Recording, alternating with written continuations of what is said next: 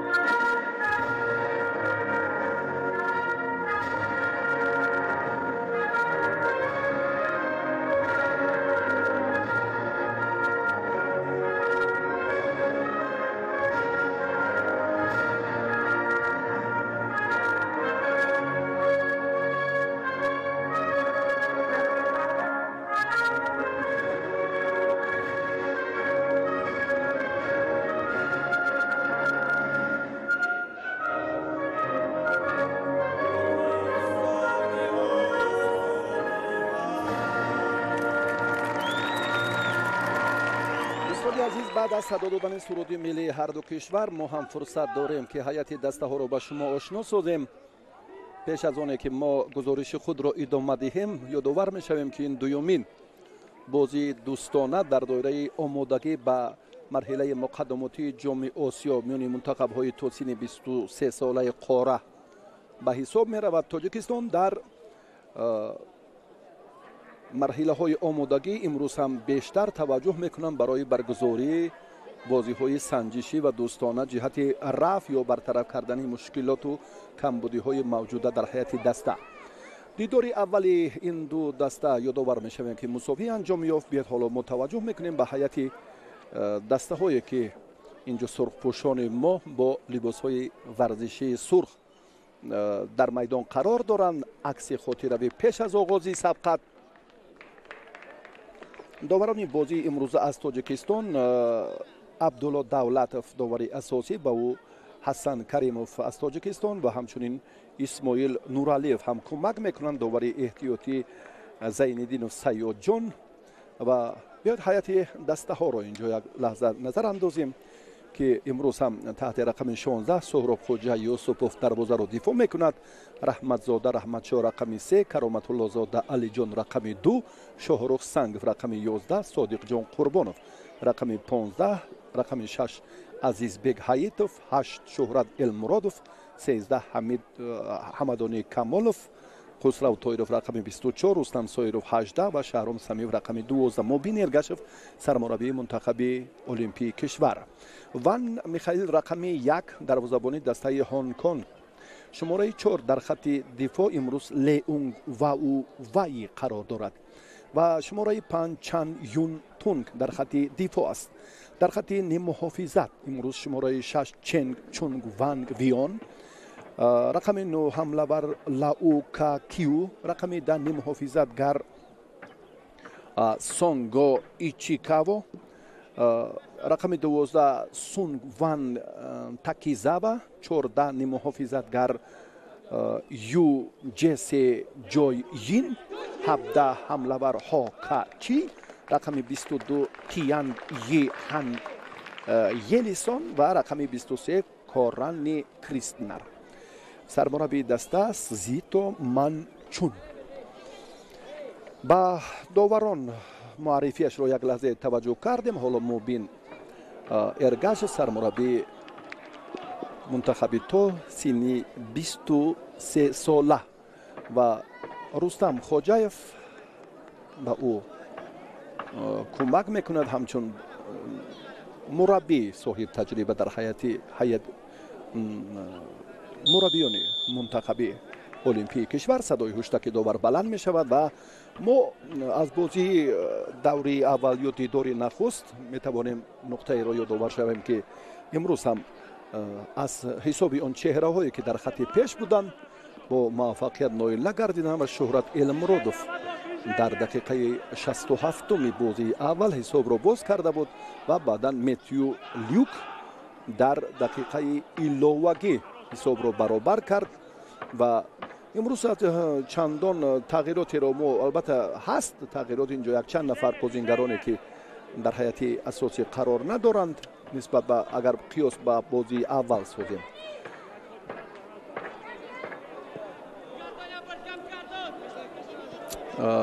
албатта Исроил Холов, Фатҳулло Олимзода дар ҳайати асосӣ имрӯз ба майдон набаромаданд, дар курсии эҳтиётӣ қарор доранд ва аз самти чап Хусрав Тоиров ин бозингаре ки мо умедвории бештар дорем ки дар бошгоҳи Шахтёри Донецк ҳунарнамоӣ мекунад. ин чеҳраҳо дар оянда ҳам барои ҳайати мунтахаби футболи кишвар бисёр муҳиманд. аз канори рости майдон Алиҷон Кароматуллозода, боз ҳам Хусрав Тоиров ба сӯи пеш ҳамлаи футболбозони мо суръати дигар мегирад ва акнун Хусрав Тоиров ҳам дар муқобили Чан Юн комёб нашуд, туб аз майдон берун мешавад. Азизбек Ҳаитов имрӯз ҷавононе ки ва Хусрав аз ин лаҳзаҳои аввал хеле фаъол будани худро нишон медиҳад ва имрӯз ҳам барои бартараф кардани он мушкилоте ки дар даста ҷой дорад чунин бозиҳои санҷишӣ хеле муфид ҳам ҳастанд. бозингарони мо оҳиста дар идора кардани тӯб Ҳамадони Камолов, баргашти Ҳамадонӣ ба Азизбек Ҳаитов, аз ин хатти дифоъ ҳам боз Раҳматзодаву Алиҷон Кароматуллозода ва боз ҳам як бори дигар Раҳматзода баргашт боз ба дигар бор ҳам ба хатти дифоъ инҷо ба сарасӯи Магин набояд роҳ дод. Алиҷон Кароматуллозода дар идора кардани тӯб хеле нафари муваффақ ҳам ҳаст. як партофти хеле хубу муносиб ба самти пеш буд ки дар идора кардани тӯб агар боз ҳамчун Шаҳромро мебинем имрӯз дар хатти пеш ва Рустам Соировро ки футболбозони хеле бо маҳорат низ ҳастанд. умедвориҳои мо аз чунин бозиҳо танҳо аз ин вохӯриҳои дӯстона не бо аз марҳилаҳои аввали муқаддамотӣ хеле зиёд аст ки ин моҳи сентябри соли равон баргузор мегардад ва мунтахаби мо албатта бо дастаҳое ки ҳунарнамоӣ мекунад мо аз тими мунтахаби Тоҷикистон умедвориҳои бештар дорем. ҷавонони то синни 23 соларо дар назар дорам албатта ва рӯзи 6 сентябр дидори аввали мунтахаби мо бо дастаи Лаос ки дар гурӯҳи мо қарор дорад сурат мегирад ва мо ба гурӯҳи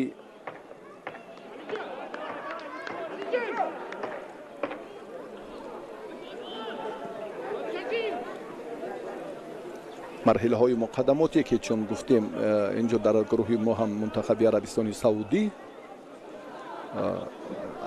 мадрад Лаос, Австралия ва Кореяи Шимолӣ ҷойгир шуданд ва мо се бозии санҷиширо дар марҳилаи муқаддамотӣ сентябри соли равон баргузор хоҳем кард. агар боз ҳам бо муваффақият ва натиҷаи дилхоҳ ноил гардем он гаҳ албатта имконияти идомаи роҳи муборизаҳо пайдо мегардад.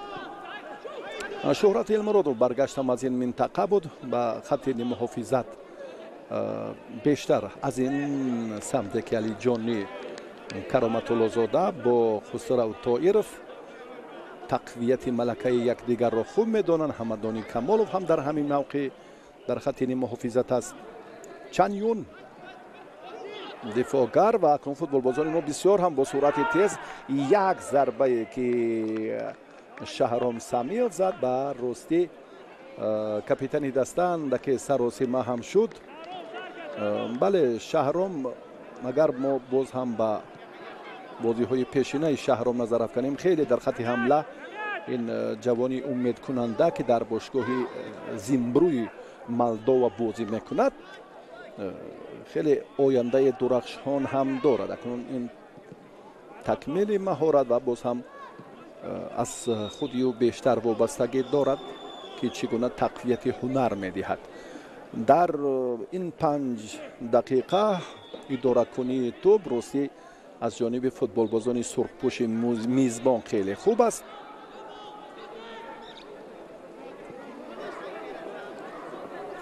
صادق جان قربانوف بعضی از اون چهره‌هایی که با ما چندان آشنا نیستند، مخصوصا صادق جان قربانوف راستی ما درباره این چهره معلومات بیشتر و زیادتر هم نداریم.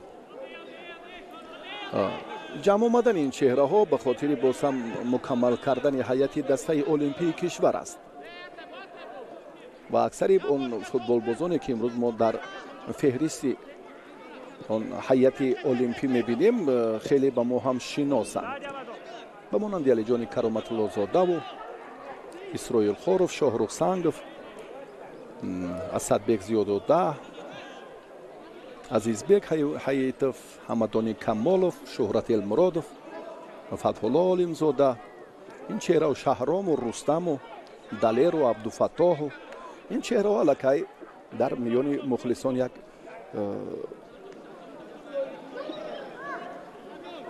چه گویم توری مخلصان هم بهتر و خوبتر اینها را میشناسند از حساب اشتراکشان در چمپیونات لیگ عالی فوتبال کشور و همچنین در هیئت دسته های جوانان و اکنون المپی نیست. رفتی اداره کنی توپ از جانب سفیدپوش ها چندان مناسب نیست. علی جان کرامت الله زاده، خسرو طاهرов اکنون با این حمله همراه میگردد. برگشت باز به قفا در آنجایی که دفاعگران ما مخصوصا رحمتزاده قرار دارد از این خط محافظت مرکز. باز هم دیگر بار از صادق جان قربانوف در موردی که صورت افزایی می شود اندک به سراسیمگی همراه میداد. این ابتدای رقابت است. این دقیقه های اولی که ما میبینیم البته باز هم تقاضای مبین نرگشف دیگر است. ما بازی بهتر رو امروز خواهیم دید.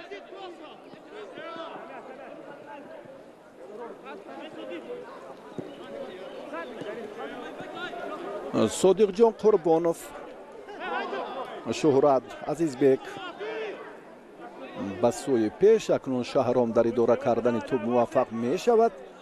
به شهرام کمک لازم است. اکنون باز هم متحدین نزدیکتر آمدن. بله شهرت باز هم خسرو طاهرов در لحظه خیلی مناسب جالب ترین حالت احسن که شهرت در این جریان یک لحظه خیلی مناسب اولین ضربه که اینجا زده شد از جانب بله خسرو طاهرов خیلی خوبتر هم بود.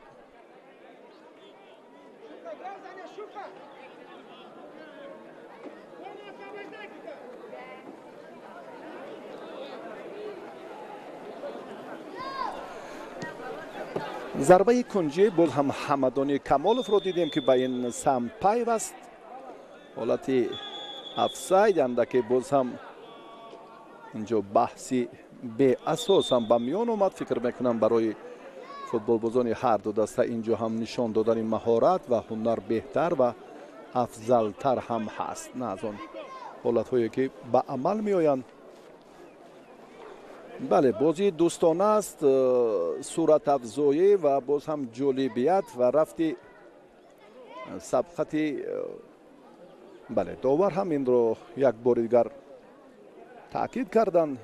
لیون وان وایی یک بار دیگر اینجا فرصت داریم در ادامه تلاش توجه کنیم به همین نقطه.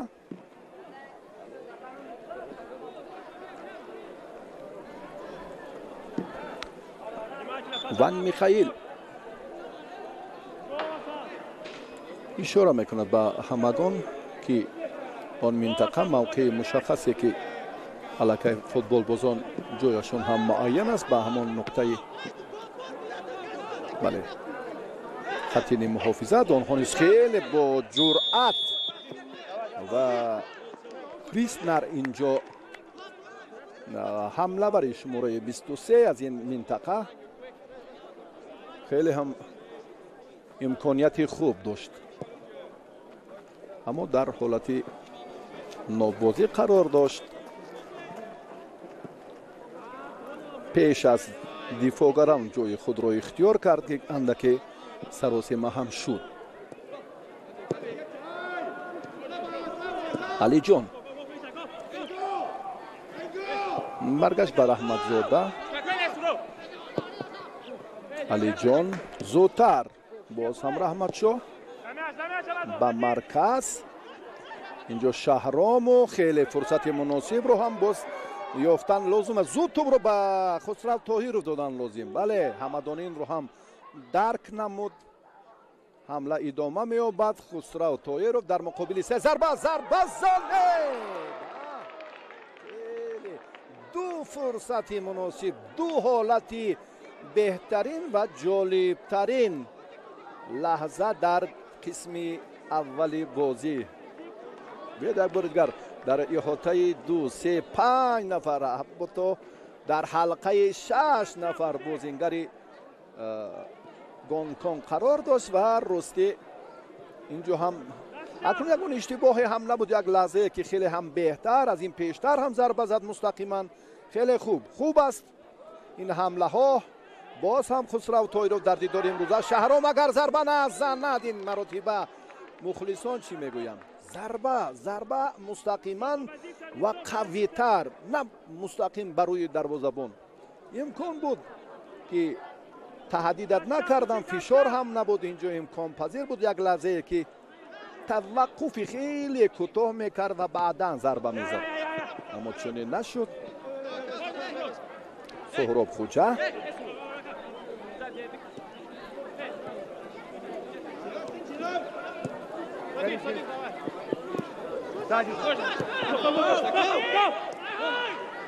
سهراب خوجا و همچنین شهاب‌الدین محمودزاده هر دو از باشگاه کلوب مرکزی ورزش ارتشند.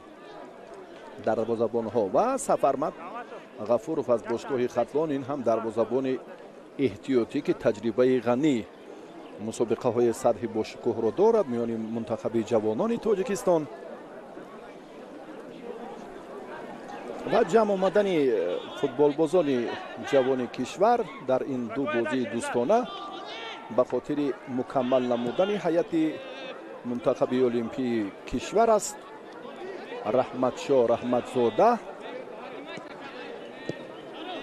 از این موقع بود و زودتر هم با او پیوسته شاهرخ سنگov در این موقع کمک میکند و دیگر بار هم میبینیم که شاهرخ باز هم به خط محافظت اندکی توجه دارد که فرصت فراهم گردد. باز هم شهرام به سوی پیش میرود، حمله‌ور و طاهر باز هم انتظار میشود لحظه را که خسرو طاهرov و شهرام سمیوف امروز رستم سایرov. انا همین شماره 18 رستمی که بسیار هم در میان مخلصان محبت الهیده دارد، اما تا این دقیقه 14 یگان فرصت یا یک لحظه مناسب یا پرتافتی غیر عادی هم انجام نداد. حمدانی رو دیدیم، خسرو طاهرov رو واقعا در این لحظه ها. شهرام هم ضربه زد. حالا این ابتدای کار است. قسم اولی بازی لاوکا سونگوان جسه. باز هم ببینید که دیگر بار هم چن یون کاپیتان دسته یو جسه جای نیم محافظتگر است. علی جان کرامت الله زاده حیاتو رحمتزاده و سهراب خوجا یوسفov زود این حالت رو هم پیخست کرد و توپ رو به مرکزی میدان هوا داد. بله بازیگزاری فوتبال بازان ما راستی خیلی خوب بود، حالا هم خوب است. با سرعت، با اراده قوی حمدانی در خط محافظت جسارت میکند، با پیش میرود. حمدانی هم چون در قسمت های پایانی آن مسابقاتی که اگر ما هم یک بار دیگر یادآور شویم در اسپانیا هم ملکه خود را صیقل داد. در هیئت منتخب توسین 17 19 ساله ها هم شهرام سمیوف 1 و 2 و 3 و الله اقل و هست پهلوی شما باز نفران دیگری که انتظارند اکنون دست جمعانه حرکت کردن در کار. خسرو طاهرov همین کار سامان داد. در حلقه 6 نفر بود، ضربه زد. ضربهش هم مستقیما خیلی قوی بود و دو ضربه استوار ما از جانب این فوتبال باز خط نیم حافظت دیدیم و دو ضربه боз Шаҳром Самиёвро.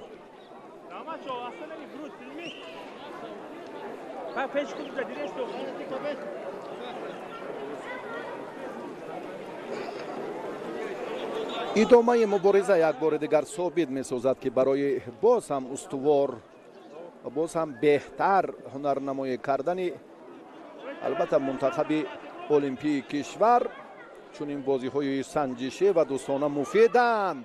имконият акнун як бори дигар барои бозингарони мо фароҳам шуд. агар туб боз ҳам аз он самти ихтиёр намудаи футболбозони сурхпӯши мизбон хеле хубу муносиб буд партофт, аммо инҷо ҳам чанд юн хеле пешдастӣ кард.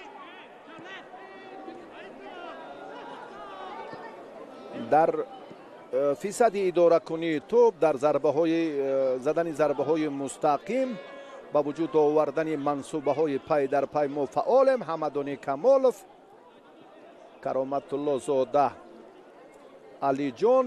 акнун ин ҳам зарба набуд. дарвозабон ҳам ба осонӣ ин ҳолатҳоро метавонад ки бартараф созад. биёед як бори дигар бибинем Шоҳрух Сангов. ой чаро довар ҳамин лаҳзаро сарфи назар кард. ту ба дасти дифогари маркази Ҳонконг бархӯрд. акнун ин мушаххас бо ҳамон салоҳияти кори довар вобастагӣ дорад. ҳамадонӣ хати ниммуҳофизатро боз ҳам пурқувваттар шиддати дигар мебахшад. боз ҳам Азизбек Ҳаитов аз ин мавқеъ ҷавонони дигар. боз ҳам Шоҳрух Сангов ки як бозигузории беҳтарро ҳам нишон дод. партов ба ҷаримагоҳ. аммо инҷо аз ҷавонони сурхпӯши мо касе нест. Рустам Соиров як лаҳза руҷӯъ кард ки ҳоло дар идомаи нерӯсанҷияш рости мо он қадар суръати тез, он қадар бисёр ҳам талошу муборизаҳое ки дар мусобиқоти дигар медидем, ҳоло дар раванди бозии Рустам Соиров инро мушоҳида накарда истодаем.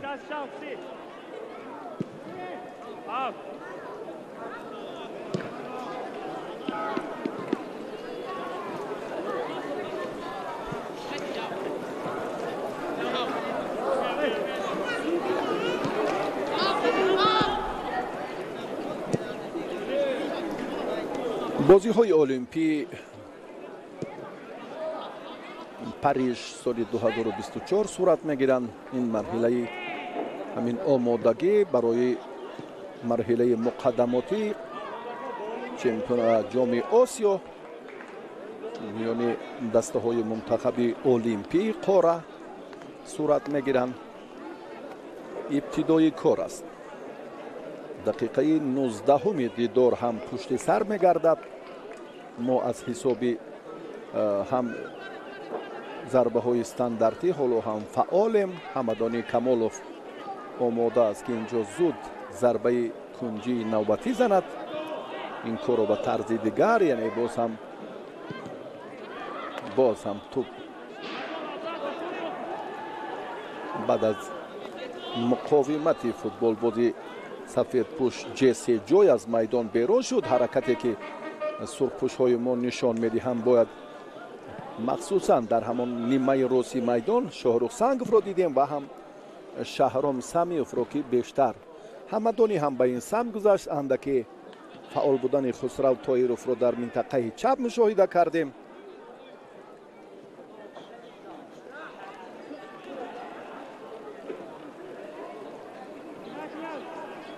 бетарафии футболбозони мо инҷо ҳам як бори дигар ба назар мерасад ки чӣ бозигузориашон нисбат ба дақиқаҳои аввал якдигар фаҳмиашон 1 2 3 4 чандон хуб набуд. боз ҳам мувозинат, яъне мӯътадил сурат гирифтани рақобат як бори дигар собит мекунад ки инҷо вақти мушаххас боз ҳам пайдо кардани фурсати муносиб. боз ҳам Хусрав Тоиров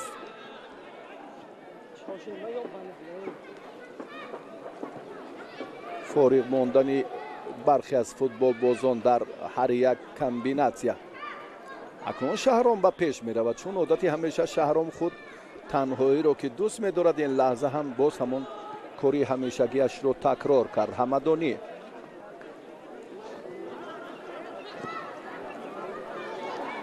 ба Хусрав эътибори бештар додем. Инҷо ҳам боз Ҳаетов, Шӯҳрат Элмуродов ҳам дар хаттини муҳофизат.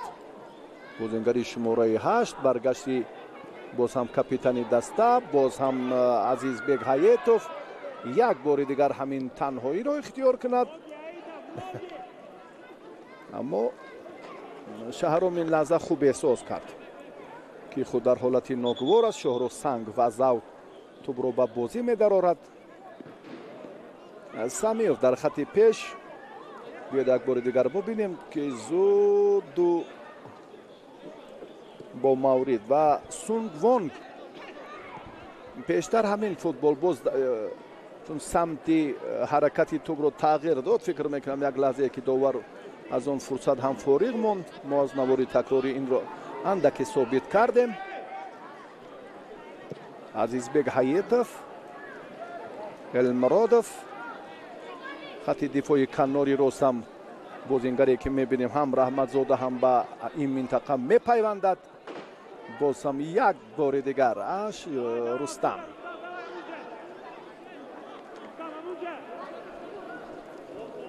Рустам ҳам дастаашро дуруст фаҳмида натавонист.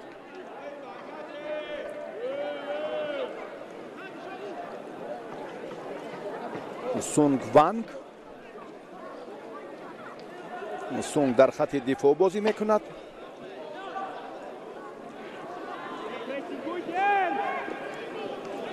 чор нафар имрӯз дар хати дифоъ 4-4-2 тартиби бозигузории дастаи Ҳонконг ки имрӯз дифоъгарон Ле Юнг Вау, шумораи 4 Чан Юн, шумораи 5 рақами 12 Сунгванг ва рақами 22 Цанг Йи Ҳанг. 4 нафар нимуҳофизатгари дигар. инҳо албатта Ичака ва Сонга.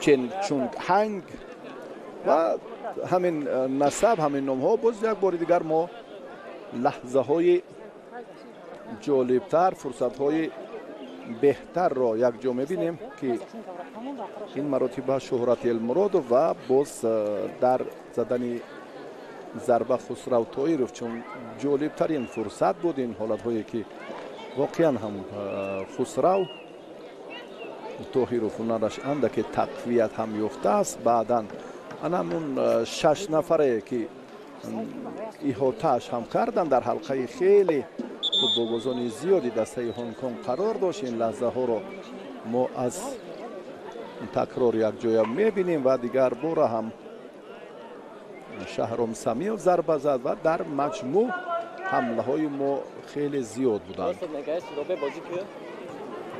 Шоҳрух Сангов ҳолате ки ана ҳамин фурсат як бори дигар ҳам эътирозҳоро ба миён оварда метавонад дар мавриде ки ту ба дасти футболбози хати дифои дастаи Ҳонконг бархӯрд. ҳарорати зиёди гармии ҳаво ҳам ба рафти бозӣ таъсири худро мерасонад. тибқи қоида ҳам як фурсат баъд аз сипаргарӣ гардидани 24 дақиқа фароҳам шуд ки инҳо об нӯшанд ва боз ҳам ба бозӣ баргарданд. Сунгванг дифоъгар шумораи 12 ҳоло бале тӯбро ба Леюнг ҳаво дод.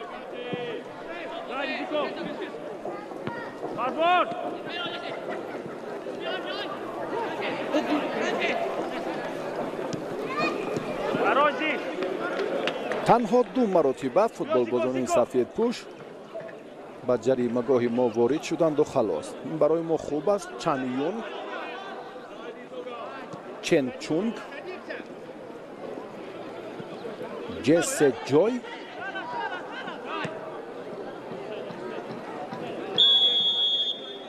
ҳолати нобозӣ. ҳамлаварон имрӯз ҳокачи шумораи 17 ва корани криснар рақами 23 ду нафар. кароматуллозода алиҷон хеле босуръат буд. партофти бале шаҳром ин гуфтаҳои бандаро ҳам бо дасташ тақвият медиҳад, ишораи дасташ.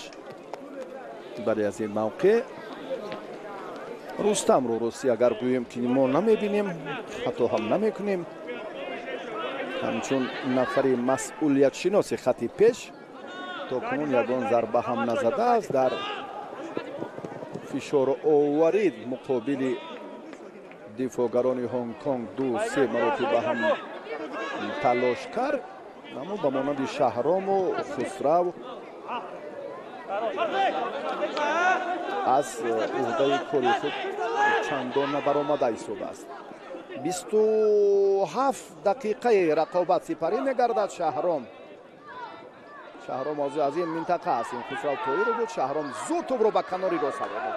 боз ҳам акнун тақвияти маҳорати шоҳруху боз ҳаетов шӯҳрати элмуродов ва чандин нафарони дигар муҳим аст. он нафароне ки имрӯз мегӯем ва чун дар лаҳзаҳое ки кӯмак лозим аст бояд ҳамин тавр ҳам бошад. дар ҷои зарурӣ бояд як бори дигар таваҷҷӯҳ мекунем ба ҳамин лаҳза, ба ҳолате ки хеле ҳам шоҳрух ба рафти сабқат суръати дигар бахшид. ҳамадони камолов дигар бора зарбаи кунҷӣ мезанад. ҳолатҳои стандартии мо бештар пайдо мешаванд. 1 2 3 4 1 2 3 4 бисёр ҳам мансубаи ҷолиб, комбинатсияи хеле хуб. ёдрасӣ аз ҳамон саҳафоти қаҳрамонии ҷаҳон ва қаҳрамонии осиё аз шогирдони зайниддин раҳимов. ана ҳамин мансубаро бибин. 1 2 ва баъдан ҳам дифоъгар раҳматзода раҳматшо хост зарба зад. қоматаш баландтар аст ва чунин ҳолатҳо ҳам сарфи назар шуданд. дар идоракунии тӯб акнун дифоъгарони дастаи ҳонконг таваҷҷӯҳ мекунанд. ичакава насабе ки як-ду нафари онҳо ҳам шабоҳат ба насабҳои мардуми ҷопонанд.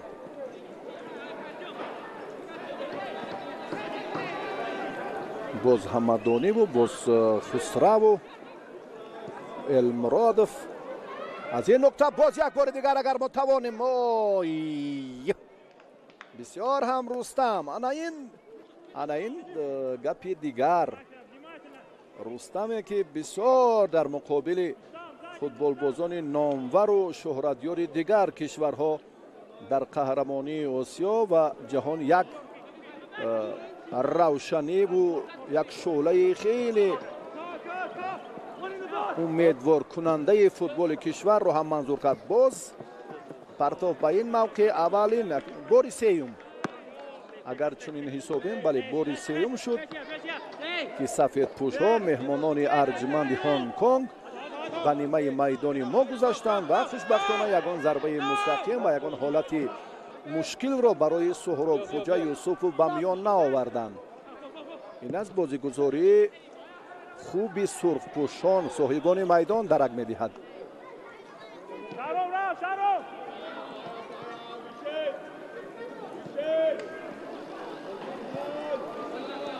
ҳамадонӣ хусрав ой тоҳиров ба пеш меравад. иштибоҳе нест дар муқобили хусрав ки довар садои ҳуштаки худро баланд кунад.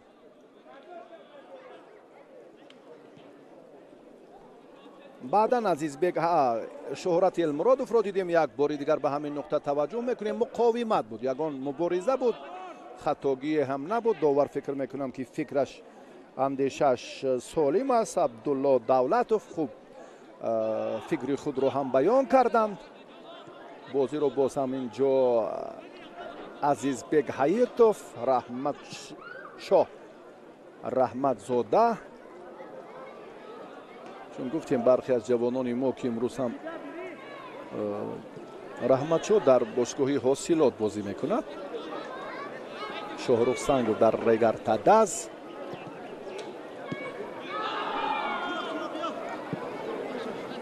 و حالا برای مقابلیت دفاعگران ما کسی کوشش نکرد است. سفید پوش از حمله‌وران دسته حریف که تحت شماره 17 هاکاچی و تحت شماره 23 کریسنر بازی دارند. حمدانی خود به پیش می رود. حمدانی هم بیشتر خواست که با پرتاب‌های کوتاه و بعدا هم باز هم خسرو طایرов، حمدانی، کرامت الله زاده، علی جان با که کنار راست رو باز هم پرقوت‌تر کردن در کار. المرادوف هم رفت. دیگر باره فوتبال بازان ما این سمتی که بسیار خوب طاهرов، خسرو باز ضربه میزند، اما مانعه ایجاد میکنند. مهم است در اینجا که توپ رو اداره کرد. باز هم برگشت به این موقع عقب نشینی نمود. دیگر باره هم رحمت شاه ضربه میزند، اما این ضربه از ضربه های خسرو طاهرов با کلی فرق کنندند. براستی این رو ضربه هم شموریدن لازم نیست. وقتی که دلپرانه و امیدوار کننده و چون سمتی که بیشتر اختیار کردنش خیلی خوب بود، فرصت داشت به نیمه راست. هماهنگی کار بچه ها باید از این هم جالب تر باشد که کار شدت دیگر گیرد، پرتاف ها هم مشخص باشند. حیاتوف افتید.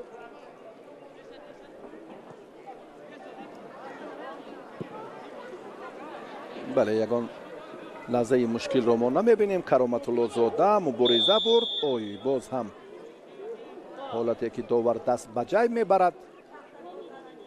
بله، فوتبال بازی خط دفاعی ما رو که کرامت الله زاده علی جان نام دارد مجازات میکند. اولین کارت زرد در بازی امروزه. این چهره هم خیلی جوان است. اوی واقعا هم اشتباه، واقعا هم اینجا زیشت بازی کرد. با آرنجش ضربه زد. باز هم فرصت فراهم می شود که یک لحظه توقف کنند فوتبال بازان هر دو دسته.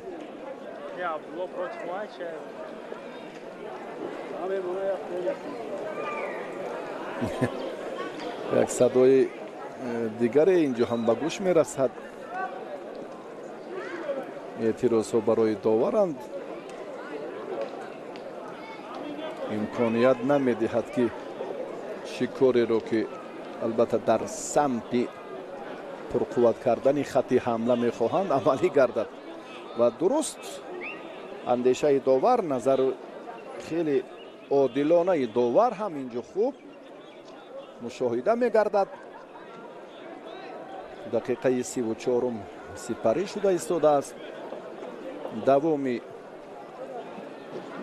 نیروسنجی دسته ها اکنون چی ثمر می آورد. حالا یک جای این حالت رو تماشا خواهیم کرد. بعد این فرصت حمدانی کمالوف امکان دارد که ضربه جریمه بزند. این کار فرهاد خسرو طاهرов و طرز دیگر انجام داد.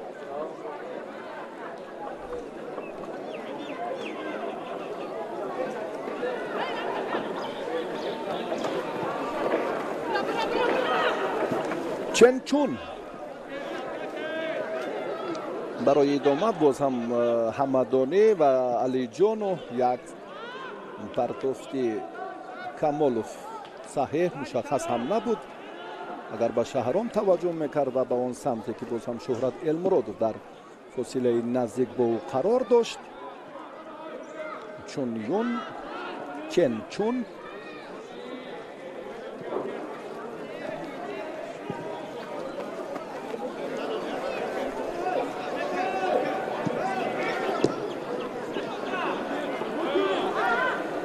باز هم علیجان اگر کنون خود ضربه نمیزند باز یک بار دیگر هم امکان میدهد برای بازیگران خطی پیش و باز هم خسرو طایروف و راستی از رستمی که در اینجا بسیار هم برقاسا به سوی پیش حرکت میکرد اما موقعش اندکی دیگرتر بود.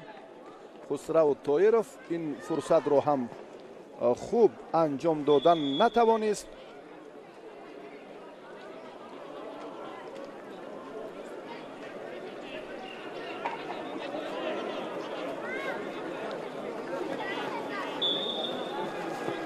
امدانی کمالو بار دیگر آماده است که ضربه کنجی زند، چون از حالت‌های استانداردی ما هم تا کنون استفاده نکردیم. همون تاکتیک جالبی که خوب منتخب 17 سالای ما زمانی که هم همدانی و رستم و باز هم یک نفر دیگر یک ضربه لازم است و این حالتی که ببینید همه در جریمه‌گاه دسته هنگ قرار داشتن. لحظه ای که همون زنجیری پیوستی همین لحظه رو همدانی یک بار دیگر اگر پیشتر هم توقف کردیم، توقف به حالت پیشی نبود.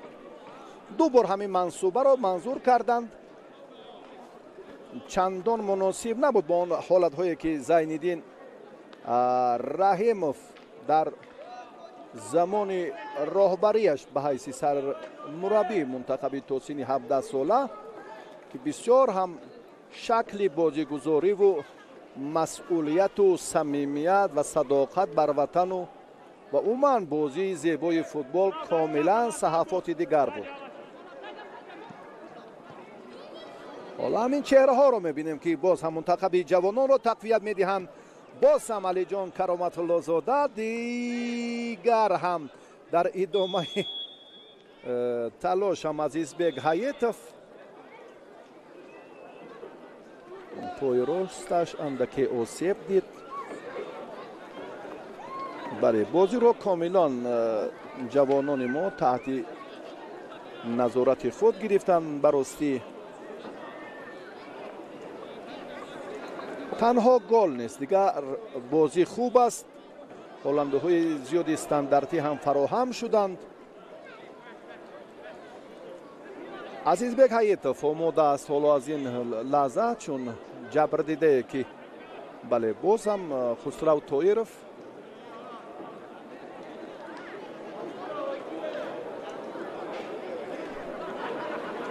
یک دیواری خورد صنعی. کریسنر حمله بره که شماره 23 است. راستی قیافش نسبش هم به هنگ کنگ شباهت ندارد. این چه طرز بازی گذاری. همدانی هم یک رجوع به سوی پیش مقابل دروازه‌بان انجام داد اما موفق نشد. لحظه هایی که غیری بازی هم حالت های افساید هم در دیداری امروز از زود به نظر می رسد. حیاتوف و رحمتشاه و کرامت الله زاده علی جان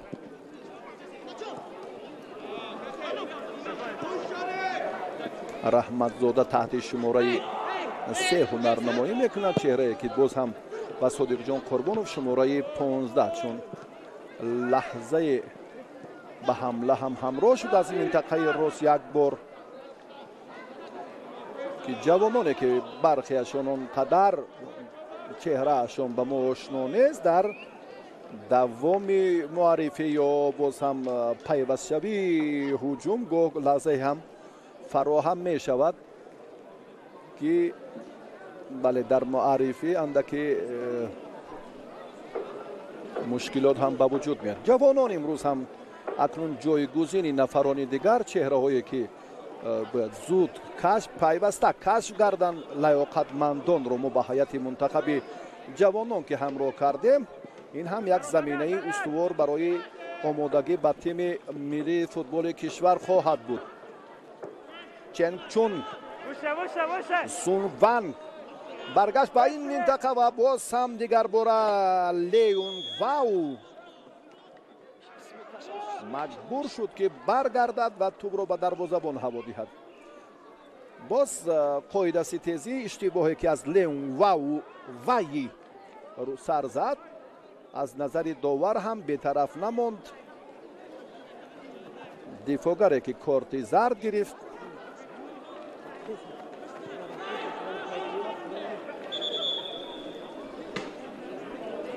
اولا اندکی نظر نگرانی از جانب عزیزبک حیاتوف شد براستی. بعدا هم لئون وایی پاسخ داد. علی جان برگشت از این منطقه که رحمتزاده رحمتشاه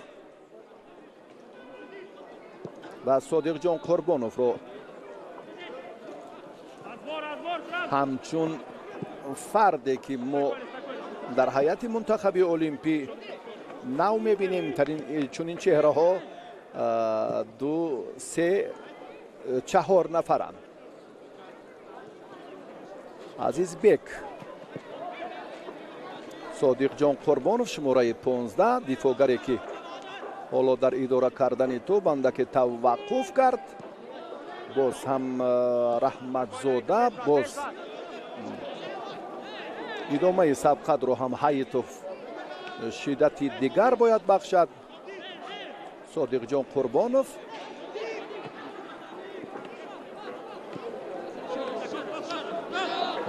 باز هم با زور رحمتزاده توپ رو به دروازه با سهراب خوجا یوسفوف. اکنون باز شهرام را ضرور است.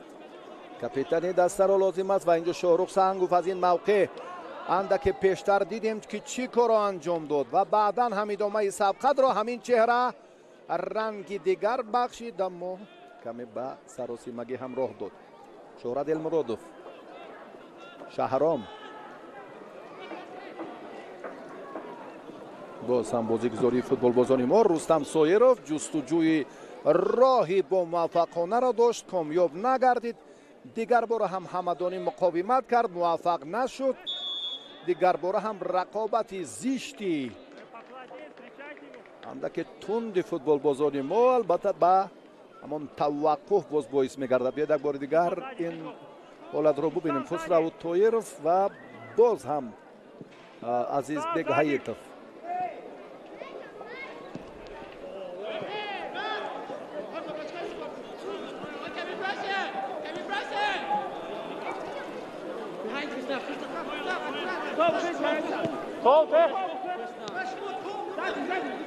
علی جان در خط دفاع سمت چپ این منطقه را هم شدت دیگر میدهد اما لحظه که لازم است پرتاب. بله انا همین فرصت اگر شهرام یک بسیار هم چون دروازه‌بان چون سری وقت.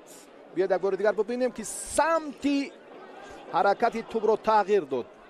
برای جالب ترین فرصت بود و چون نیم محافظتگر با کمک دفاعگران شتافت و موفق هم شد. اکنون اشتباه شاهرخ سنگوف وضعیت رو باز هم معتدل کرد. سنگوف وگرنه در این جریان سونگ وانگ تاکیزاوا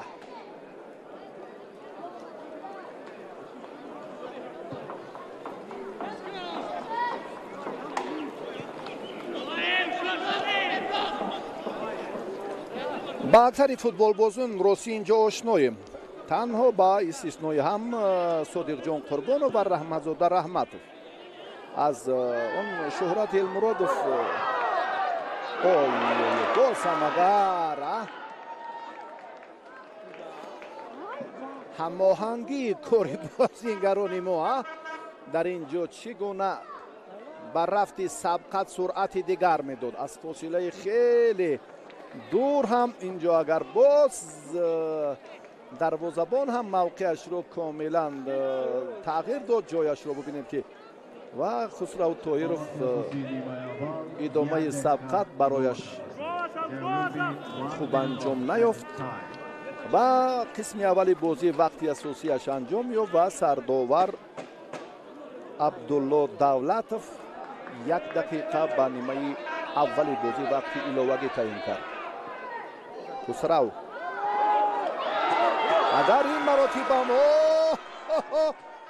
این کاملا کاری که در این لحظه های نه یک بار و نه دو بار این مراتب ما این چهره خیلی نمایان رو میبینیم. سویرف رو میبینیم که در حقیقت هم اون مشکلاتی که پیشتر داشت برای تسکین دلی مخلصان هم یک فرصت مناسب یافت در مقابل 2 نفر 3. انا همین مبارزه خاص به همان اطوار و خصلت رستم سویرف است که بسیار تلاش می‌ورزد. بازی جالب بود، اما اون نشاندادهای آماری به نفع ما بود با استثنای گل. رو افتاده نباشد قسم دوم ما رو در پیش است. به هر نوع بازی دوستانه هم باشد برای ما البته نتیجه باز هم این موفقیت نتیجه این هم یک امیدواری های هم مربیان و مخلصان رو هم به نتیجه های بهتری مسابقات فوتبال کشور بهتر میکنند. سپاس برای توجهتون.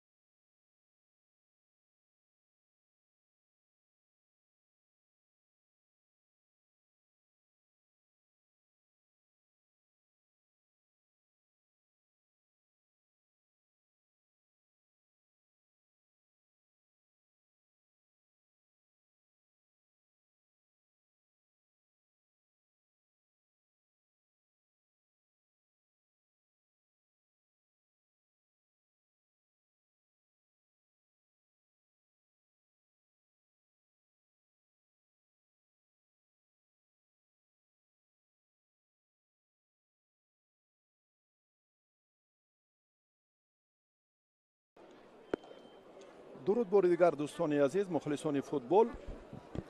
ما رقابت دسته های المپی تا سن 23 ساله تاجیکستان و هنگ کنگ را در قسم دوم یک جا تماشا میکنیم. در حیاتی دسته هنگ کنگ اکنون یک لحظه که دیدیم دو نفر بازیگر پیش از آغاز قسم دوم رقابت عوض گردید. شماره 5 از کرسی احتیاطی اون نفری که شماره 20 بود ییم کایی چیوک به میدان برآمد.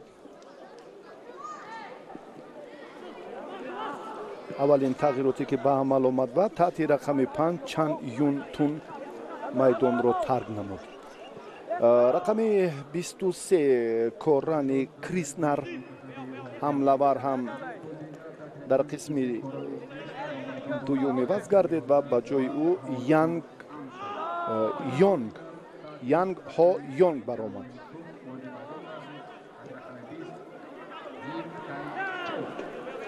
دو تغییراتی که در قسم دوم به عمل آمد در حیاتی دسته هنگ کنگ اینجا هم معرفی کردیم.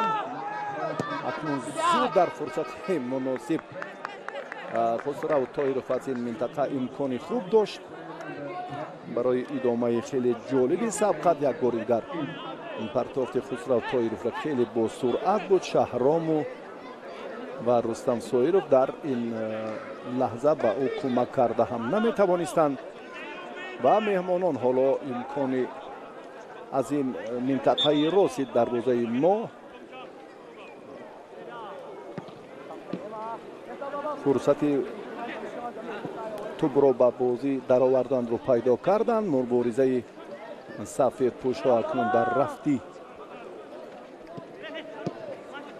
دیداری امروزه چی نتیجه میدهد. بعد تغییرات خو این لحظه ها را دید و بسیار امکانیت برای شهرت المرادوف فراهم شد. المرادوف یک پرتاف به اون نقطه که شهرام و با اونجایی که رستم سایروف قرار داشت هوا داد، اما باز هم بازیگزاری فوتبال بازان سفید پوش اینجا بله خیلی هم بهتر بود، اما باز هم خسرو پیش دستی میکند.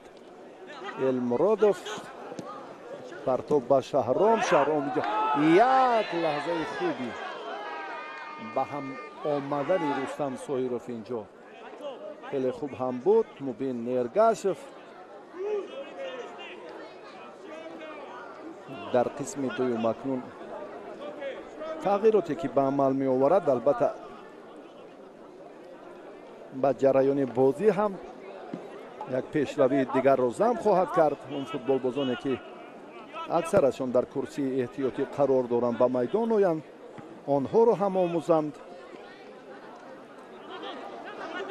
چون که برخی از آن چهره های گفتیم که چندان شناس نیستند. باز هم هجوم فوتبال بازاری ما از حمدانی کمال شروع کرده، هم رستم و هم شهرام و هم خسرو طایروف خیلی پیشرفت شدند. خسرو شاهرخ سنگو به این منطقه آمد، سنگو توپ را اداره کرد. دیگر باره هم المراد و باز هم خسرو با پیش ضربه میزند، نه امکانیت ندارد چون که وضعیتش چندان مناسب نیست برای ضربه زدن. شهرام و دیگر باره هم رستم و حمدانی این منطقه را اختیار کردن المراد به سبب نیست. شاهرخ سنگو پرتافتی خیلی خوبی شاهرخ را دفاعگر باز هم لیون و او برگردانید. اسما رحمتشاه رحمتزاده فعال شد. یک بار دیگر ببینیم شاهرخ خیلی مناسب بود. اگر این حالت دفاعگر مرکز خود رو به زمین هوا نمیداد. سفرمد غفارов چند تن از بازیگران جوانی که آینده فوتبال کشورند، این چهره ها را هم که کرسی احتیاطی هم خیلی فاصله‌اش دور و دراز است، یعنی فوتبال بازان احتیاطی ما هم زیادند. این خوب است برای انتخابی چهره های البته باز هم نمایان مکمل نمودن هیئت منتخبی المپی و ادامه تلاش футболбозон акнун суръати дигар бояд гирад.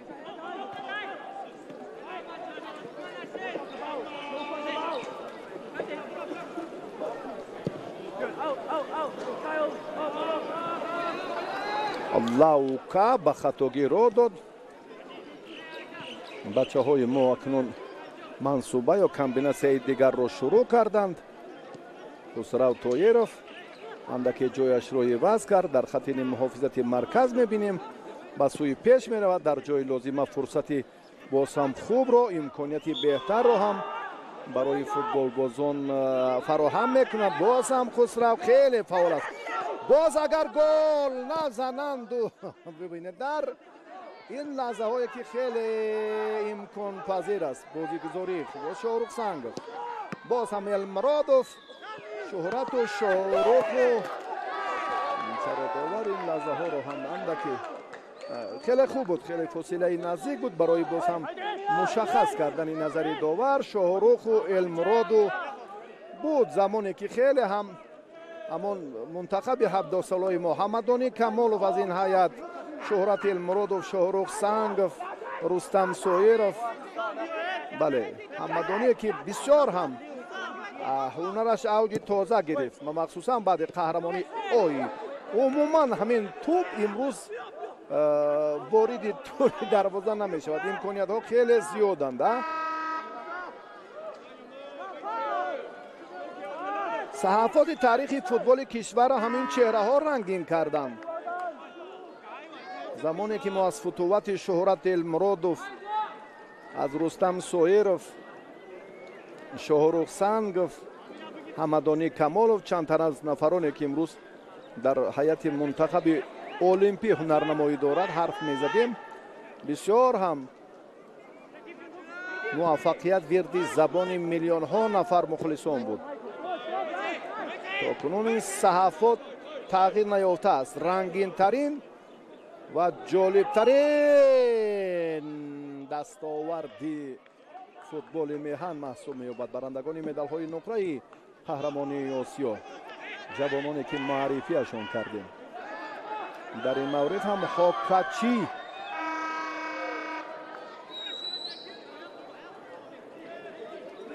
ичакава сонга шумораи 10 дар хати муҳофизат аст. як бор партофти ин бозингар ҳам барои як ба як баромадани ҳамлавари муҳофизатгари дигар бисёр ҳам кӯмак мекард. барои ҳокачӣ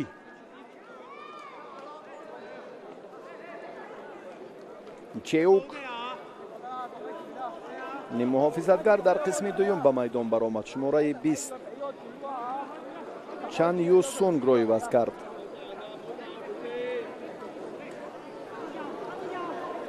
андаке тақвият дар хати ҳамла ба назар мерасад нисбат ба қисми аввал. аитов, шоҳрух,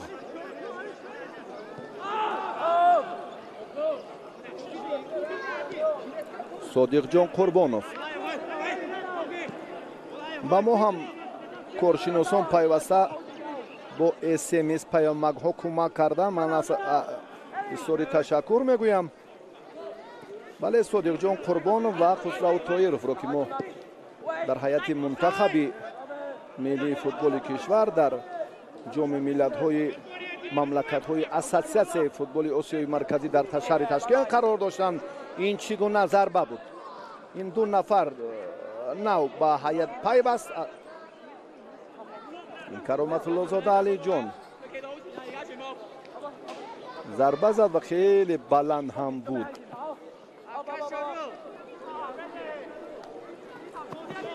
ҷавонони дигарро санҷидан лозим аст. чеҳраҳои дигарро ки малакаашон ҳам сайқал ёбад. яъне манзур аз ишора кардани банда ворид гардидани албатта тағйирот.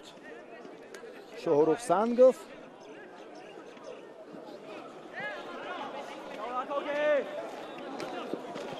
ҳамадони дар ин мавқеъ боз ҳам нақши алоҳидаи худро дорад, аммо ин ҷо иштибоҳ кард. ченчун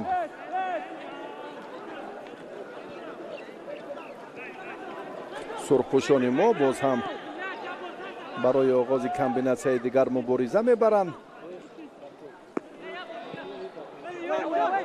فرصت شد که شهرام با دروازه‌بان نزدیک گردد و بعداً پرتو سامان داده شود. همین طور هم کردند اما این کار چندان نتیجه خوب به بار نآورد. شاهرخ سنگوف، حیاتوف و باز هم حمدانی کمالوف بسیار هم امکان پذیر است برای المرادوف. باز برای رستم سویرو خیلی ضربه قوی.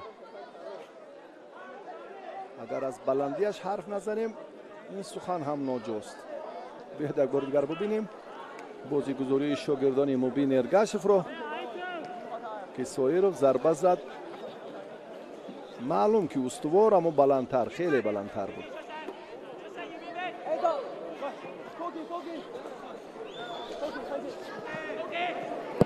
دقیقه 11 وقتی اساسی در قسم دوم. سنگوف شتابکارانه توپ را به بازی می‌درآورد. شهرام هم به پشت پا یک پرتافتی انجام داد در آن نقطه‌ای که شهرت المرادوف قرار داشت. شاهرخ مبارزه میبرد حتی از این موقع و باز هم از منطقه دیگر. برخورد کرامت الله زاده علی جان با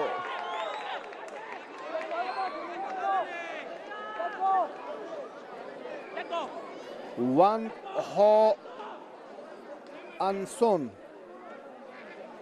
این چهره کریسنر را در قسم دومی بس کرد. علی جان با زانویش اینجا هم یک اندکی فشار آورد. رفتی بازی از نواری تکراری این حالت باز هم مشخص تر گردید. ما اول ماه سپتامبر در دایره سبقت‌های مرحله مقدماتی جام آسیا میان منتخب‌های تا 23 ساله با دسته لائوس بازی خواهیم کرد.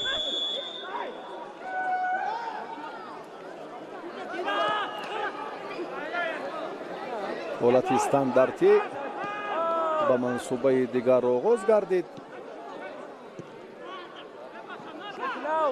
سنگوف براستی خود را در این منطقه کناری راستی میدانی خیش خوب نشان میدهد. حمدانی و اما اینجا هم اشتباه. شاهرخ را دیدن لازم بود. این پرتاب دقیق به شاهرخ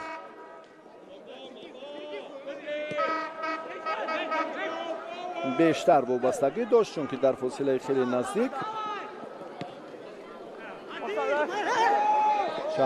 شهرام اگر این مراتبه هم یک بار و دو چند دفعه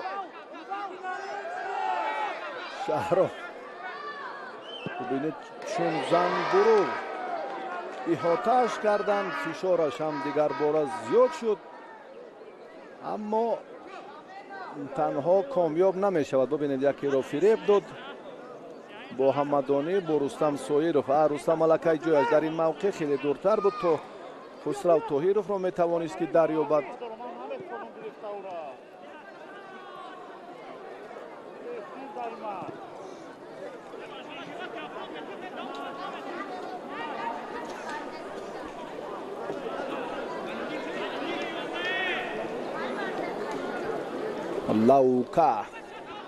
لاوکا کیو. این لحظه که اگر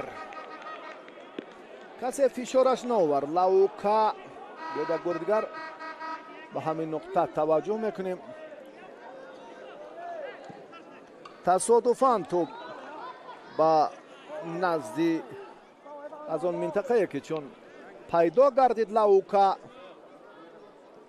فرصت داشت اگر توپ رو اداره کرده میتوانست. برای این ملکه خوب لازم است.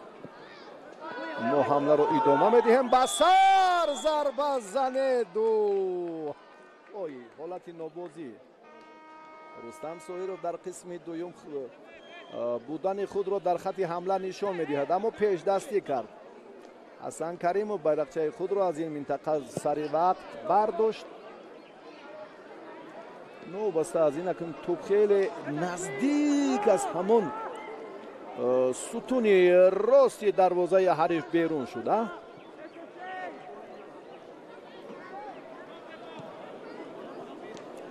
шоҳрух аитов, шӯҳрат элмуродов хатини муҳофизатро устувор карданашон лозим аст. ҳамин тавр ҳам аст содиқҷон қурбонов, чун гуфтем ки ин дар бошгоҳи истиқлол ҷавоне ки чандон барои мухлисон ошно нест. бале чеҳраҳои нав ҳам ба камол мерасанд. дегар бора дар интихоби нафарони арзанда ҳамон гурӯҳи мукаммале ки рости мо медонем замони бисёр ҳам тӯлониро пушти сар карданд ва ба минтақаҳои дурдасту наздики кишвар сафар карданд ва ҳайятро мукаммал намуданд ки мо ба қаҳрамонии ҷаҳон соли 2019 роҳ ёфтем ва барандаи медали нуқраи чемпионати осиё ҳамёни наврасони то 17 сола шудем. рустам соиров, ҳамадонӣ рустамро диҳед дуам, бале рустам як партов аз ин минтақа, як ҷаҳиши шаҳрому як бори дигар муқобили дарвозабону, аммо инҷо ҳам фурсати хеле муносиб буд барои ҷавонони сурхпӯши тоҷик. биёд як бори дигар ҳамадонӣ тӯбро идора кард, боз ҳам дигар бора рустам соиров як партов ба ин минтақа анҷом дод. оҳистакак шаҳромро мушоҳида намуд. ба ин ҷо зуд футболбозони ҳонконг тӯбро аз ҷаримагоҳи худ бартараф карданд. акнун гузории сафедпӯшҳо дар қисми дуюм андаке беҳтар шуд. андаке мо ҳамоно дар идоракунии тӯб ба вуҷудоварии фурсатҳои муносиб, ҳамлаҳои пай дар пай фаъолем, аммо муваффақ нестем. акнун бозии аввал ки мусовӣ анҷом ёфт, аз бозии дуюм боз ҳам умедвориҳои мо дигар аст.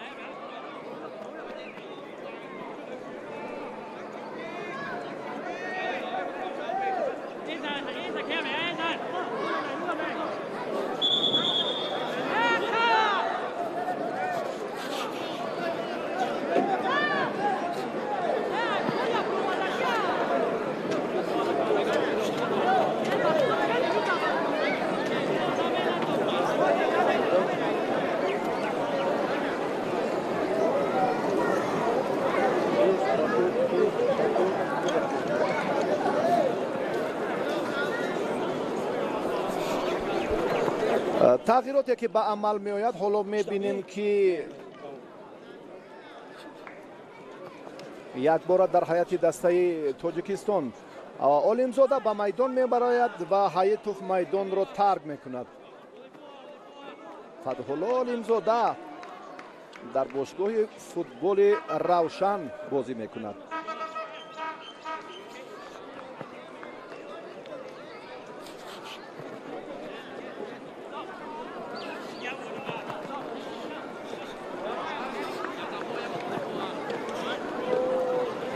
сунгванг аз майдон берун мешавад ва бубинед ки якбора акнун 2, 3, 4 нафар бозингар ҳам иваз гардид.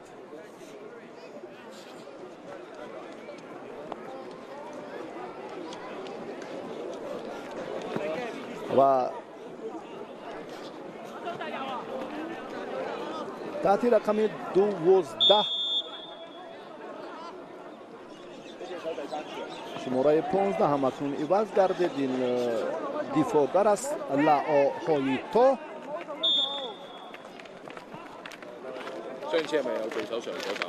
бале Ҳокачи дар идомаи мубориза майдонро тарк намуд ва 1, 2, 3, 4 нафар бозингар ҳам иваз шуд ва аз ин пештар 2 нафари дигар ҳам дар майдон гардид ки боз ҳам ба рафти сабқат андаке таъсири дигар суратафзоиро бале ба миён овард. шумораи 5 ба майдон омад дар оғози дақиқаҳои аввали нимаи дуюм ва боз ҳам Янг Ҳойё шумораи 20 ва шумораи 11 Чеук рақами 20 рақами 11 Янг Ҳойё ва шумораи 12 ҳам имрӯз дар идомаи нерӯсанҷӣ андаке ба саросимагӣ роҳ дод ки ба ҷои ӯ боз ҳам Ван Ҳей ба майдон баромад. вазъият андаке шиддати дигар мегирад.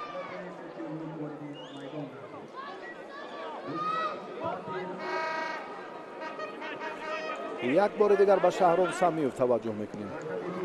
як бори дигар ҳам мебинем ки Рустам Соиров дар муқобили ҳафтгона чӣ гуна талош мекунад ва оҳиста как инҷо ҳам ба пеш гузашт, аммо суръати партофти ин лаҳзаи туп хеле тезтар буд.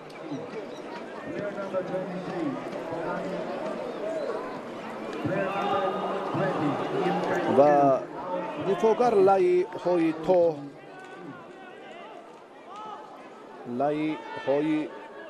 то ба майдон баромад. боз ҳам ҳохаку майдонро тарк намуд ва ба ҷои ӯ Ватеҳем Луке баромад. Ватеҳем Луке шумораи 3. ин ҳамлавар аст.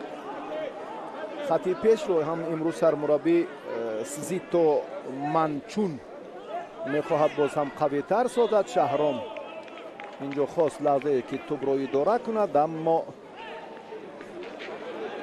комёб нашуд. Шаҳром худ мешитобад. Шоҳрух Сангов тағйирот ё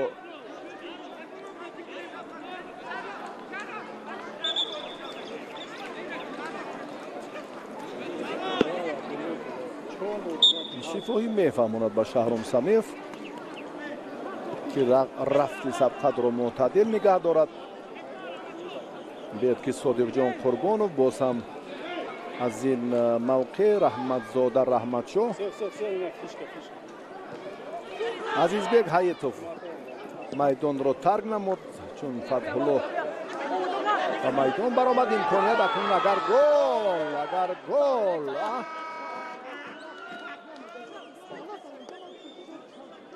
Рустам бисёр ҳам эътироз дорад, диде ки бисёр ҳуҷуми хеле хубу дифоъгар рости бисёр ҳам ҷавононе ки дар қисми дуюм ба майдон омаданд аз дастаи Ҳонконг бештар такя ба ҳамон хати дифоъ доранд. сармураббӣ Зито Манчун инро ҳам хуб дарк мекунад ки ҳамон сегонаи мо ки дар хати ҳамла бештар фишороварияшон ба назар мерасад, ҳамин минтақаро устувортар мекунад.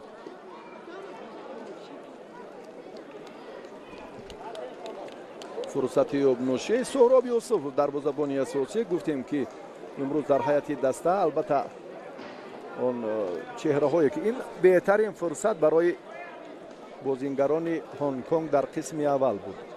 дигар то ин муддат ягон лаҳзаи хатарнок барои Соҳробхоҷа Юсупов эҷод нагардид ва аз ҷониби бозингарони мо хеле имкониятҳои муносиб ва силсила ҳамлаҳои босуръату ҷолиб ба вуҷуд омаданд ва чанд боре ки мо метавонистем ки инҷо ҳисобро боз кунем.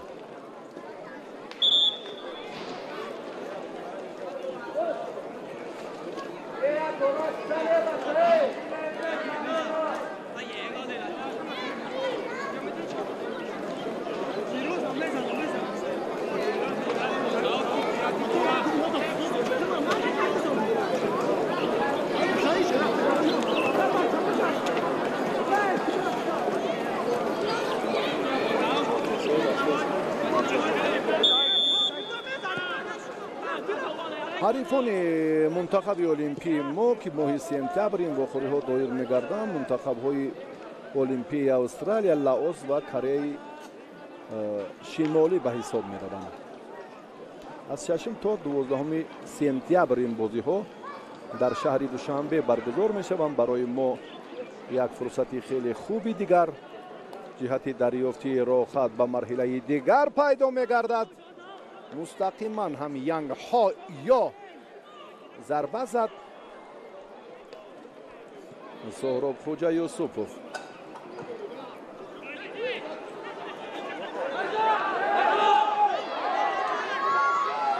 حمدانی به پیش می رود. فتح‌الله باز هم دیگر باره یک ابتدا در اداره کنی تو باید موفق میشد. خسرو طاهرов هم خیلی به او کمک کرد. فتح‌الله امسال در حیات روشن شهر کلوب بسیار جوانی فعال عالمزاده شماره 7 خسرو طاهرов اولین ضربه کنجی خود را در نیمه دوم بازی به انجام میرساند. ما با این بازیگزاری باید الکی 3 گل به دروازه حریف میزدیم لااقل. از این فرصت های زیادتر و پای در پای و از این فشارهای سری وقتی و از این ضربه های مستقیمی که ما در دو قسم بازی دیده ایستادیم حالا هم دوام دارد. تا گل نزنند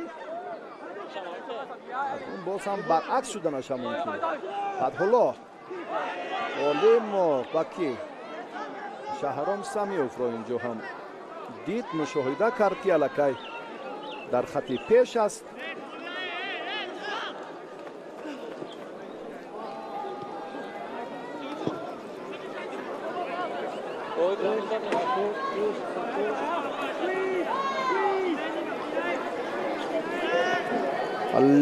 لو چئوک ه شماره 2 این فوتبال باز دفاعگر برگشت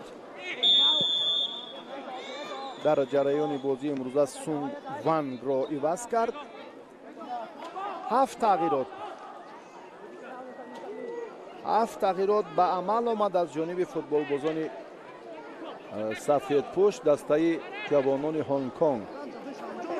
ما یک نفر را عزیز بیگ حییتوف را دیدیم که از میدان بیرون شد و به جایش شماره 7 عالمزاده فتح‌الله آمد. رستم سایرов توپ را از دست داد، اشتباه نمود. مبارزه میبرد اشتباهی خود را اصلاح کند. چنین هم شد. المرادوف سایرов حمدانی کمالوف رستم را انتظار است که رود. چرا امروز هم واقعا بختی دروازه‌بان هنگ کنگ میخندد. نه یک بار و نه 2 بار و نه 3 بار. پای در پای هم حمله های حمدانی انتظار شد که رستم وارد شود به جریمه‌گاه. باز هم نزدیکتر گردد.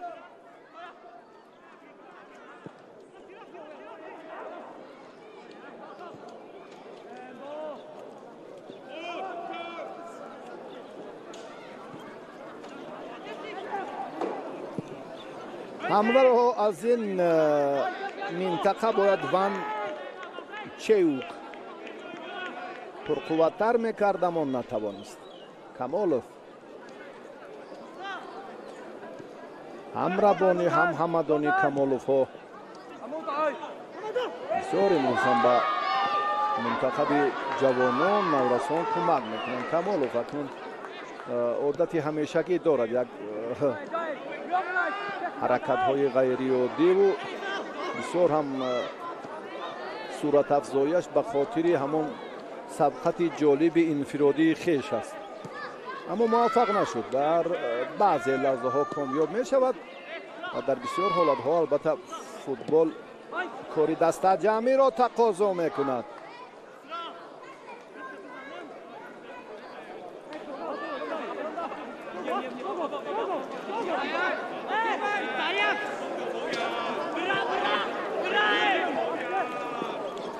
دفاعگران علی جان кароматуллозодаро медонем. Ҳайдар Саттаров ин аз бостгоҳи Истиқлол алиҷонам аз бостгоҳи Истиқлол аст. боз ҳам акнун довар маҷбур аст ба ҷаримаи 11 метра.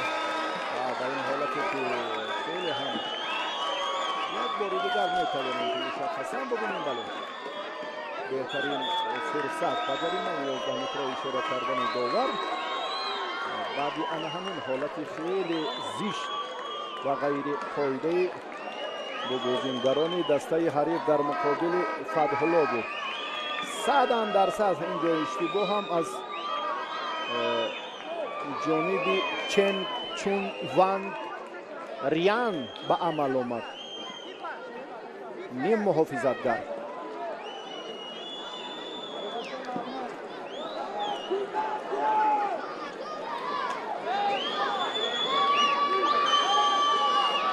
нафари дигар ҳам миваз гардид. шумораи 14 майдонро тарк намуд. Янг Ҷоу Йин ва ба ҷои ин чера шумораи 7 Лао Кван Чин баромад.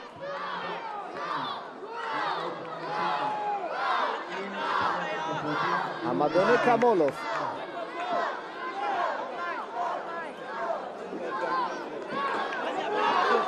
дар яке аз дивизионҳои футболи Испания ҳам бозӣ кард.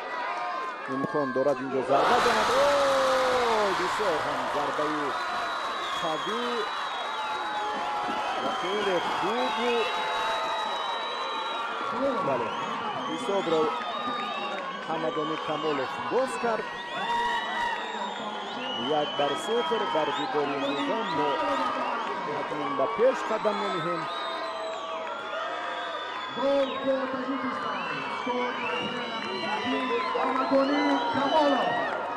тағйироте ки ба амал омад ба ҷои Хусрав Тоиров ба майдон шумораи 10 Далер Шарипов баромад.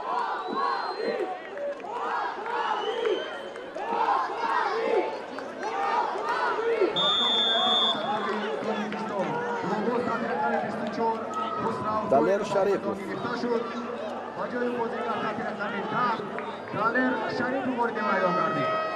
Далер Шарипов дар бошгоҳи Металлурги Узбекистон бозӣ мекунад. ҳамлавар хуб аст.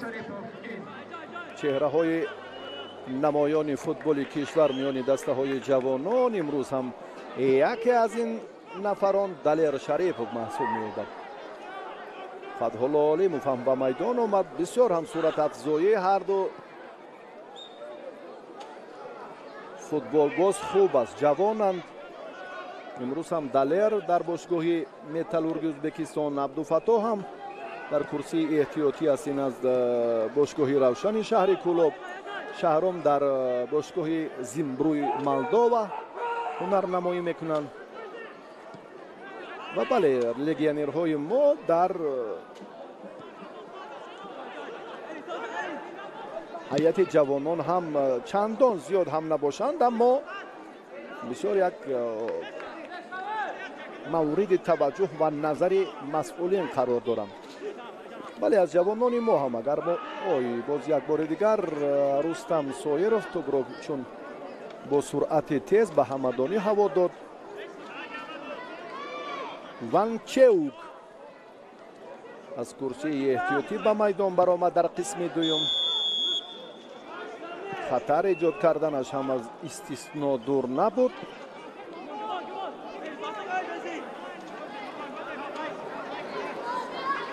дақиқаи 79 бозии имрӯза ҷараён мегирад.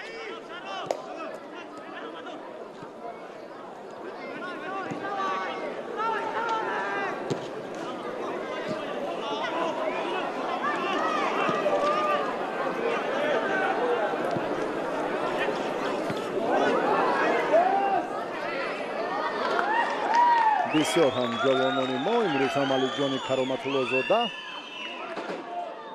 махсусан дар хатти дифоъ як лаҳзаи хеле мушкилро ҳам бартараф карда тавонист. Фатҳулло Олимзодаву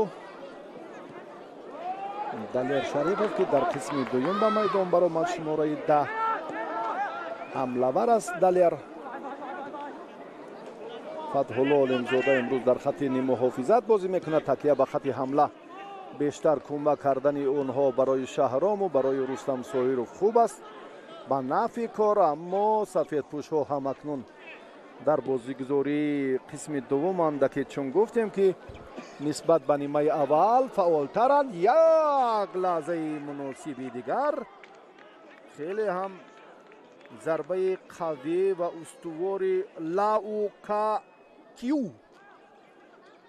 Лаукакю имрӯз ҳамлавар аст. аввалин зарбаи мустақими ин чеҳраро мо дар қисми дуюм дидем. дар куҷо буд? дар нимаи аввал ростӣ тамоман намоён набуд. ҳам ин ҳамлагар ва ҳам шумораи 17 Ҳокачики майдонро тарк кард.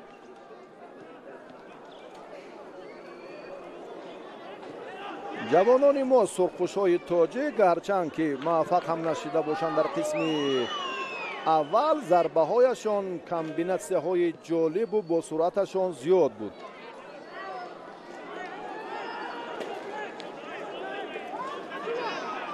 лев чеук ҳей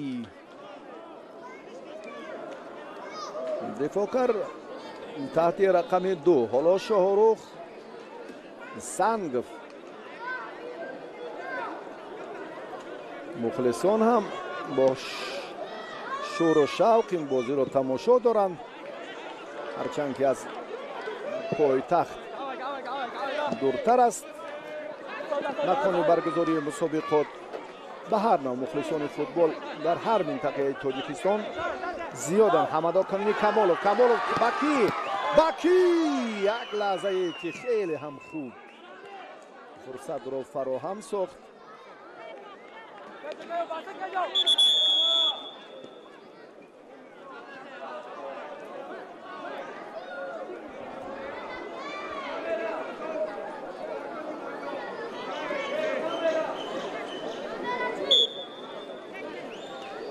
тағйирот дастаи Ҳонконг ба амал омад. шумораи 21 Ҳу Лин Ҳу ба майдон баромад ва ниммуҳофизатгар Сонгоро иваз кард. иштибоҳе нест дар муқобили Ванг Ҳо Чун. боз ҳам Рустам Соиров бо дарвозабон 1-1 нест. ин ҳолатро чаро Шаҳрому Фатҳулло Далер Шарипов дар он нимаи рости майдони ҳариф аллакай ҷои худро ишғол карда буданд. дудилагӣ кард Рустам Соиров ба ростӣ.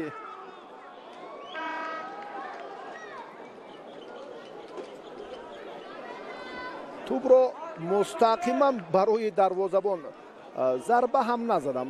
ишорае ки тӯбро ба дарвозабон дод. чунин менамуд ба ростӣ. Кароматуллозода имрӯз ҳам дар хатти дифоъ як бор пуштнокӣ чун зарба заду тӯбро аз бо сар маъзарат бале хеле паст бурд самти ҳаракати тӯб ба мушкилӣ рафт карда тавонист ҳолати андаке хатарнок ки дастаи Ҳонконгро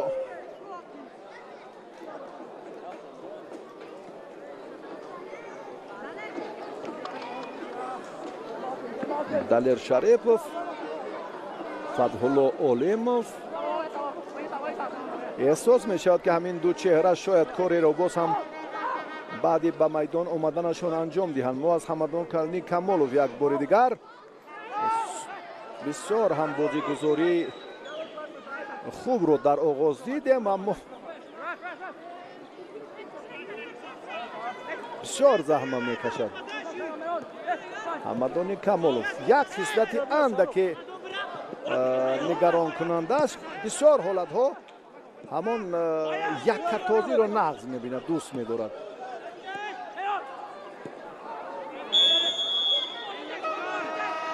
дигар дар ба вуҷуд овардани фурсат ҳолатҳои стандартӣ, бале лаҳзаҳои фишороварӣ боз ҳам حالتهای برطرف سازی مشکلات در سمت خط دفاع بیشتر هم فعال است، کمک میکند در وابسته به همان رفتی بازی. البته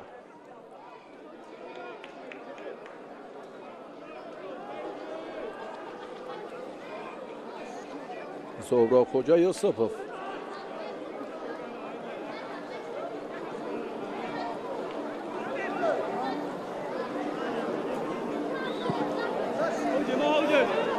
شاهروخ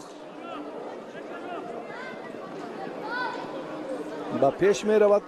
این مراتب هم بسیار خوب در اداره کردن توپ موفق شد.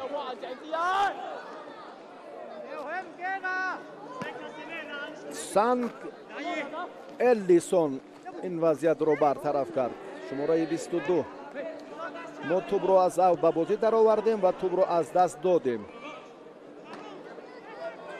جوانان سفید پوشی هنگ کنگ لم چوک انیقترش از این موقع 1 2 3 4 5 6 7 8 نفر در حیات دسته هنگ کنگ عوض شد.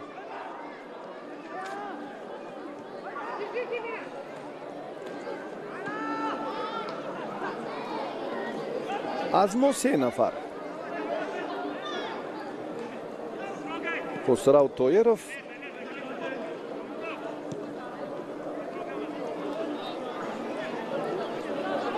هایتوف رو هم دیدیم میدان رو ترک نمود و بازیگزاری این یکی به پیش می رود دیگری آماده نیست. وانچوک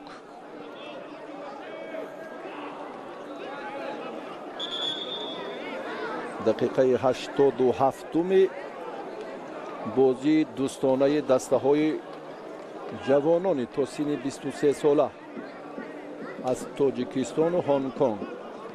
اما با آن اطلاعی که بیشتر میبینیم اکثر جوانان منتخب هنگ کنگ در بازی امروز شرکت دارند. حالا فرصت اکنون دیگر ببینید که برای ضربه‌زنی هم موندو کاملا رفتی سبقت رو هم داور معتدل کرد. عبدالله دولتوف داور از تاجیکستان است. بعد این ضربه هم دروازه‌بانان رو برگردونید. دیگر باره اینجا افتید مقافی مرد هم پیوسته شدتی دیگر گرفت. ولکه داور در این سمت بله هوشیاری رو از دست نداد و همه را با همون ترتیب مشخص نظارت کرد. شاهروخ کارت ضرب خواه و نخواه و بازیگری کرسی احتیاطی نیم محافظتگر ها لین هو داده می شود.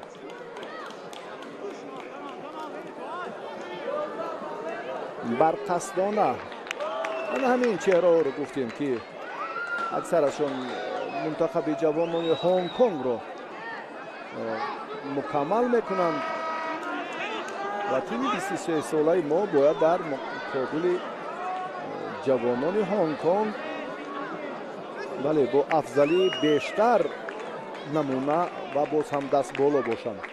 تغییرات دیگر به عمل می آید. رستم سویروف از میدان بیرون می شود و به جای رستم سویروف امین جان ارگاشف می براید.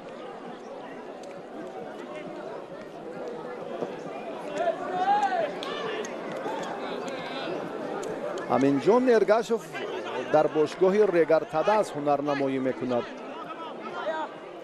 و تغییرات نهم در حیات دسته هنگ کنگ به عمل می آید. شماره 16 چن نگاه هین به میدان برآمد. امدانی фатҳулло, шоҳрух, боз ҳамадонӣ. خیلی شاهروخ این لحظه خیلی یک لحظه کسی نیست از اگر درر ضربه زد دفاعگر واقعا همین مورد توجهش خیلی صمیمی بود برای برطرف کردن این حالت. شهرام اکنون ضربه زد نهایتا. شهرام در نهایت کاپیتان دسته المپی تاجیکستان شهرام سمیوف در دقیقه آخرین دیدار نتیجه را تغییر داد. 2-0.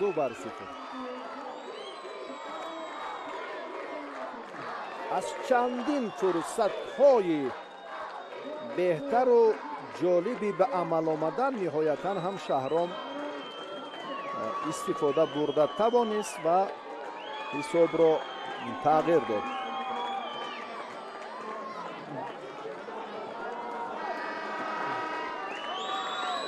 حمله‌ور باید چنین باشد.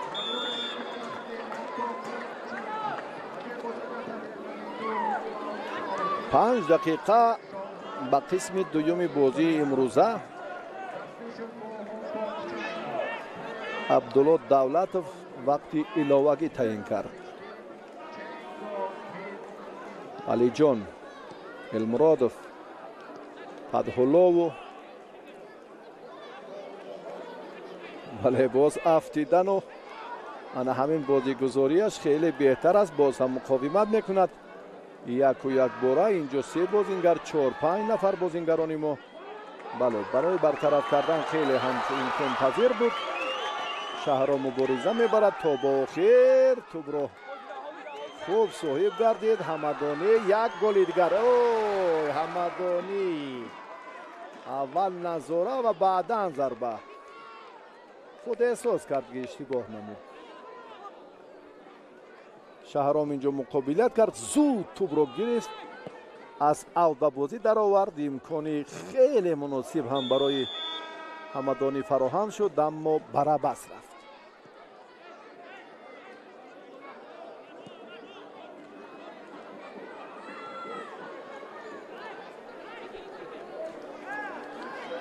هجوم سفید پوش ها. وانگ انسون،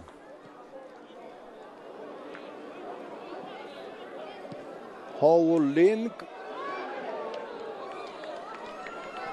در نهایت هم بعد سپری گردیدن 18 دقیقه یک پرتاب هم در جریمه‌گاه به عمل آمد. چندان خطرناک نبود. تغییرات دیگر به عمل می آید.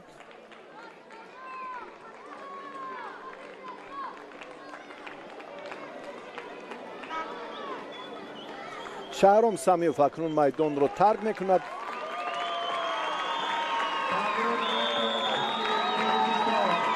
علیشیر شکروف به میدان برآمد. کرامت الله زاده هم میدان را ترک نمود و به جای او به میدان این نایت الله شهریار این نایت الله آمد. این ضربه خیلی قوی حمله‌ور منتخب المپی و تیم ملی فوتبال کشور شهرام سمیوف بود. علمزاده، المرادov به توپ رسیدن نتوانست. مهمانان به پیش می روند از فاصله دور. بله، یک ضربه یم آمد دارد. وانگ ها انسون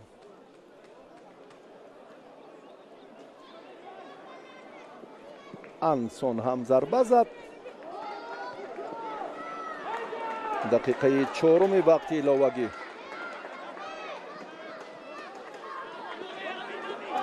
شکروف علیشیر به میدان آمد. حالا حمدانی کمالوف. علیشیر تحت رقم 14 بازی دارد. المرادov یک پرتاب به فدحالله عالمزاده انجام داد اما موفق نشد. عالمزاده باز ادامه دیداری دسته ها تا به خاتمه‌اش. البته دقیقه آخری دیگر یک لحظه های خیلی کوتاه برای مهمانان و در مجموع امروز بازی دسته منتخب المپی تاجیکستان فرق کننده بود. باز هم اشتباه алишер شکورов، شهروخو، المرادوف، شکورов، олимзода. بله اشتباه و اکنون وقتی اساسی اینجا هم انجام یافت. کارت زرد را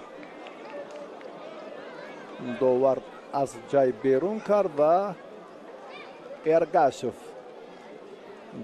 بازیگری که به میدان اومد از کرسی احتیاطی مجازات شد. شماره 4 را در نظر دارم. امیرجان هم دارد.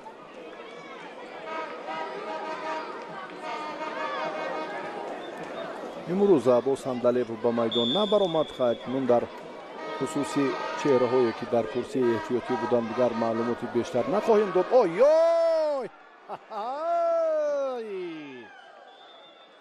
فارغ که ماند. بله فارغ که ماند. انا همین حالت می شود.